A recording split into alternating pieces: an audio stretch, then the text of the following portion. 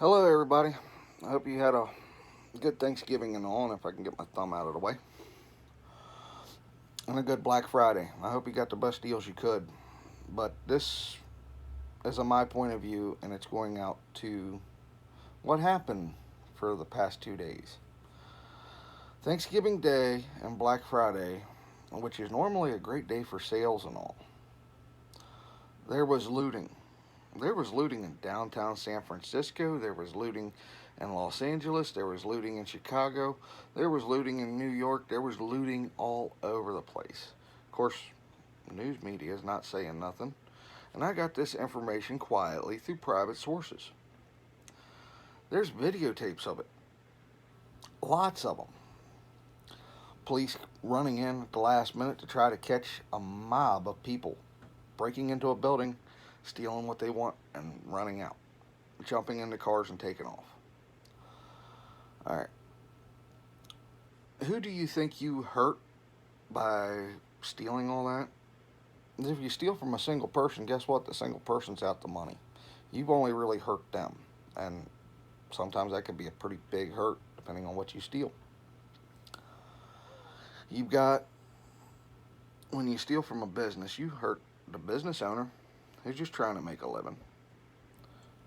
You hurt the insurance company that has to now pay for all those products that were stolen, and granted, that's the reason why they get paid to begin with. But when you have large chunks of money going out because of looting and robbing, most businesses lose their insurance and then they can't operate. You hurt the manufacturer, the people that actually made that product for you to use, because they're not getting paid for it. Now, yes, you can hear my kids in the background. They're supposed to be cleaning their room. You can sit there and say, well, that's a spread out hurt. That doesn't matter. That's just a little bit. No. Because guess what? The business owner gets robbed too many times. He can't buy the products from the producers. He can't buy the products from the producers lose money. Business owner can't pay his, can't keep his insurance because he's constantly got to file claims for stolen property. He loses his insurance, he's out of business.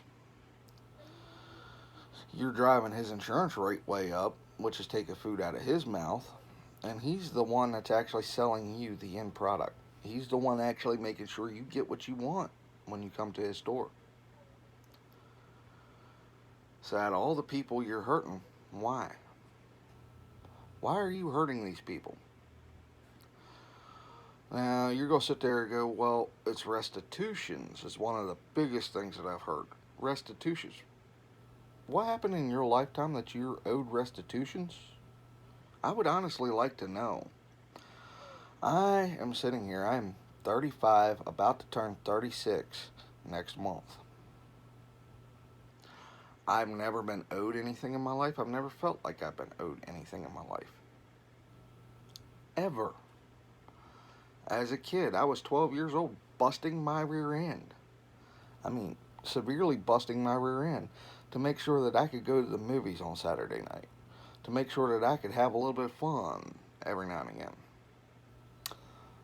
I was busting my balls myself to make sure that I had what I wanted. Because that's what freedom entails. I have the freedom to go out and find a job, do the job, get paid for the job, because that was my time that I gave up, and go out and have fun. That's the sacrifice that it takes to be free. Because you got to take the responsibility to make sure you provide for yourself. Not, freedom isn't, well, let me just take what I want. No, because you're taking the freedom away from the next person that's out there busting their hump to make sure that you're getting what you want when you go into the store to pay for it. You just steal it, guess what? You heard a whole trickle-down effect. My God's honest opinion right now, and it is my opinion, is that we seem to need to bring back the gallows, to put them up in public square. Bring back the judges that are actually not afraid to say, look, you did the crime, you can swing. It's that simple. They catch your own video, they can positively identify you. That's even more evidence that you're guilty and that you can swing. And swing them right in the public square. Let everybody else that thinks they are going to be able to commit a crime see what happens when you do and you get caught. Granted, it makes a smarter criminal, but criminals aren't usually that smart. They go into a life of crime because they can't figure out how to make their life better.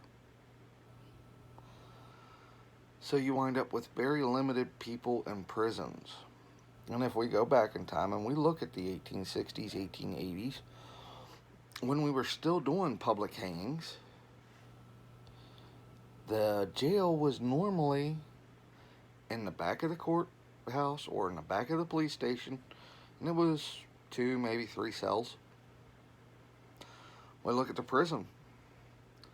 There actually wasn't that many cells in the prison, yet they were almost never overcrowded. Almost never. And even up in the 1930s when we had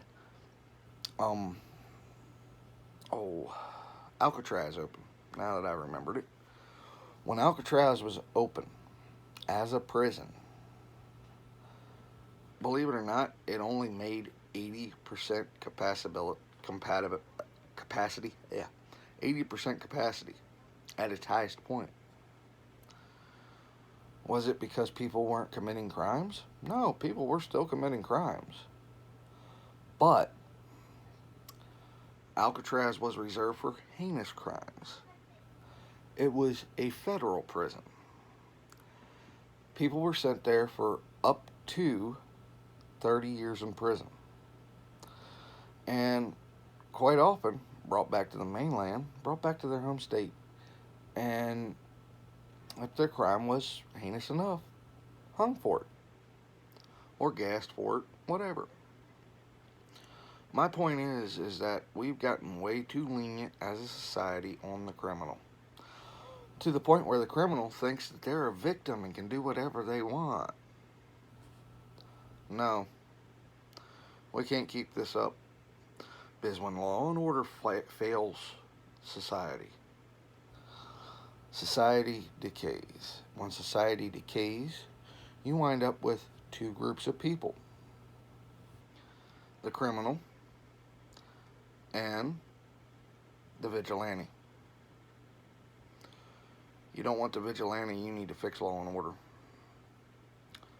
And there's plenty of criminal right now. It won't be too much longer. We're going to start seeing in New York City and all these places where these lootings are happening, business owners finally saying, the hell with it. I don't need your security system. I don't need your alarms. Yeah, I might be a high-end store. There's going to be a shotgun under every counter. You see them come in like that, blow them away. That's going to be the way it's going to come down to. Is you're going to start seeing vigilante justice start ticking up. Because until these DAs and the police get their head out of their butt and go, hey, look, we're supposed to be defending law and order and the Constitution. Not letting the criminal go free for stupid stuff.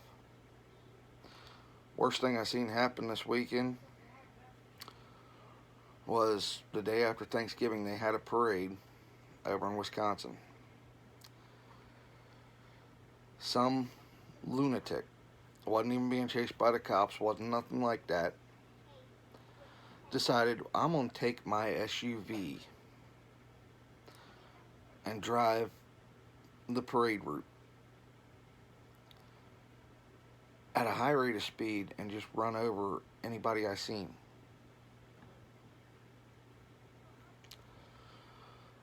I don't even know the guy's skin color. I don't know who the hell it was. I honestly don't. I have not seen anything on who they got in custody. I just know they had somebody in custody. My point of view, because of the elderly, because of the kids that are now injured and in the hospital, he ought to be charged with reckless endangerment, vehicular homicide, and attempted vehicular homicide. And that needs to come down on him hard. And if it was somebody protesting the fact that Kyle Rittenhouse got turned out,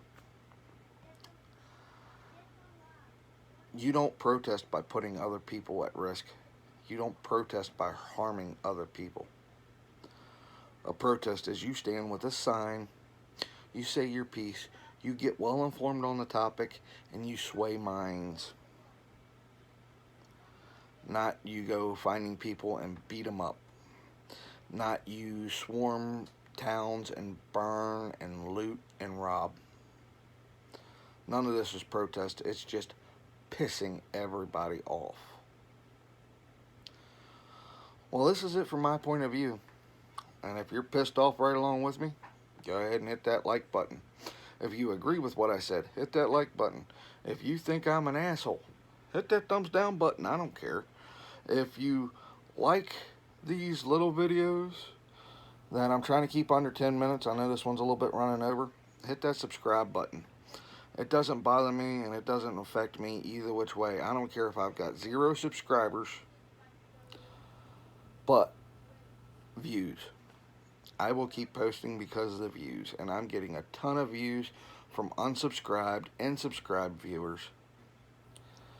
I wish I was working on my layout, and that's my main focus of my channel, but I haven't had time or money to do that. But y'all, till we meet again, have a good one.